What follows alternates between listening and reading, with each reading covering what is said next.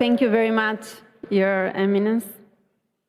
It is my pleasure to welcome now His Excellency Mr. Pushpa Kamal Dahal Prachanda, Prime Minister of Nepal. Your Excellency, you have the floor.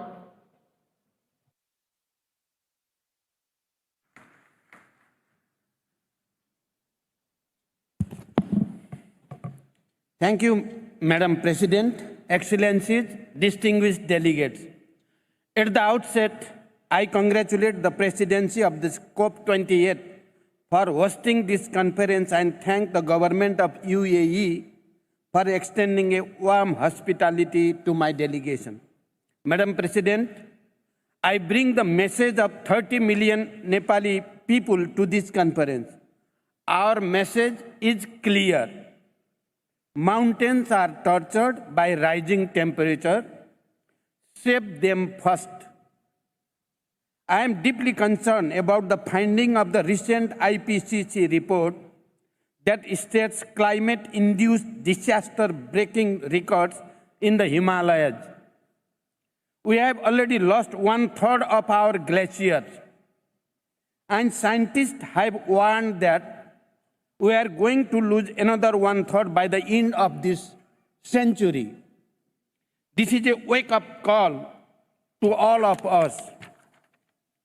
The Himalayas are foundation of human civilization, ecosystem and biodiversity. They are providing global services to the people and the planet and are the source of livelihood for billions of people downstream. Madam President, Nepal is bearing a direct, disproportionate, the damaging effect of climate change despite near zero contribution to global emissions. Due to an appalling injustice inflicted on us, our people are severely affected by climate-induced disasters such as landslide, floods, wildfire, glacier lake outburst, drought, etc. This is an utter injustice. This must stop now. In his opening remarks yesterday, the United Nations Secretary General said, and I quote, "Just days ago, I was on the melting ice of Antarctica. Not long ago, I was among the melting glaciers of Nepal. These two spots are far in distance, but united in the crisis," unquote.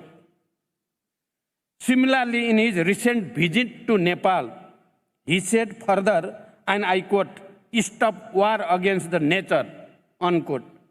This was his reaction after having witnessed the disastrous impact of climate change in the mountains. Indeed, it is a war against nature as well as humanity. We are waging war with ourselves and the future generation only to satisfy our short-sighted and self-serving interest. So, I stand here for climate justice for my innocent people who are sheer victim of this catastrophe. Madam President, recently I unveiled the National Adaptation Plan and NDC implementation guideline with clear roadmap and strategies. Nepal is fully committed to the Paris Agreement. We are committed to achieving a net zero greenhouse gas emission by 2045, 5 years earlier than the global target. We will fully utilize our hydropower potential to secure the clean energy and maintain 45% forest covered land. However, our attempts to implement climate change adaptation and mitigation plans are facing serious financial and technological gaps. LDCs are more vulnerable to the impact of the climate change and are in desperate need of financial and technological support.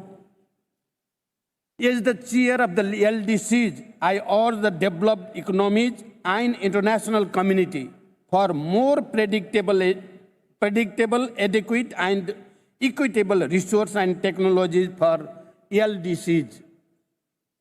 Countries like Nepal are left behind to live on their own fate. Therefore, I want to reiterate the following points.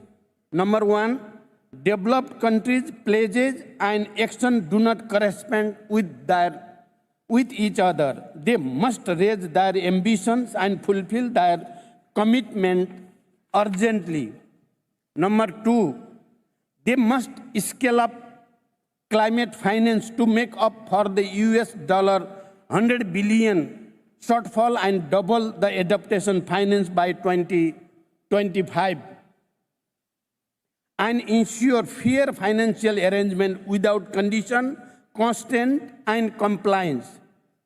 Third, we demand grants as our justice to address this crisis. The loss and damage fund must be predictable, simplified, and adequate for LDCs and mountainous countries. The GST report must give a clear roadmap to all, and we must act in solidarity with urgency. Number 6, finally, I strongly recommend the necessity of initiating a dialogue on mountain and climate change. I wish a grand success of this conference. Thank you for your attention. Thank you very much.